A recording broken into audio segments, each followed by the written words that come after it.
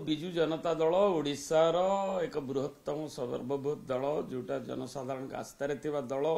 नवीन बाबू नेतृत्व में विजु बाबू आदर्श दल एवं ओडिशावासी बल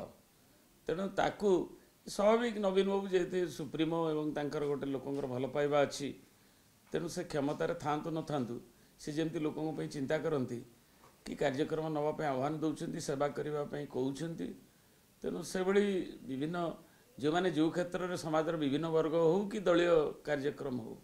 से आसुंच परामर्श दौरान भी लोक भेटुंट एवं काली भी माने आमर विनोबा भावेंकर भूदान आ गांधी दर्शन जी आसते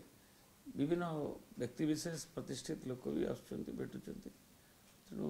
यहाँ स्वाभाविक क्रिया बीजेडी एजेंडा हूँ लोकों एजेंडा ओडिशावासी एजेंडा एवं ओडिशार विकास पाई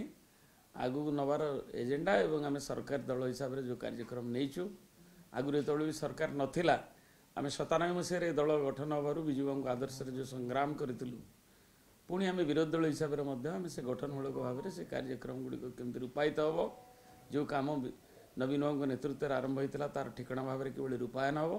एवं लोक मैंने तार जो सफलता उपलब्ध हे सबु वर्गर लोक अधिक कि सामिल करा एवं जहाँ प्रतिश्रुति देते कि पारण करेंगे विरोधी दल हिसाब से चेतु सर संगठन को बर्तन नुआ रूप देवाई भी गोटे विचार विमर्श चलती सब जिले में भेटुंट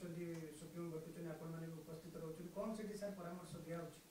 विभिन्न जिलार आमर बैठक सब चली इंटरनल पार्टी बैठक से चले तेणु आमर जो जो कार्यक्रम एवं ताकू नवाप आमर छामुआ संगठन मानकर छात्र युवक महिलार बैठक सरी जापरिक आदिवासी दिवस पालन हवा ठारू नहीं माइनॉरिटी मानकर भी तांकर जो विभिन्न सेल गुड़िक अच्छी ताको भी क्रियाशील करा एवं ताको तार बैठक जो स्थिति अच्छी एवं ताको नहीं जिलार जो मैंने कर्मकर्ता से जिला कर्मकर्ता मान आसुँच सांगे विचार विमर्श भी करा एवं जोटी दलर सभापति सहित नवीन पट्टनायक से राजी होती समय दौरान आसवाक आग्रह कर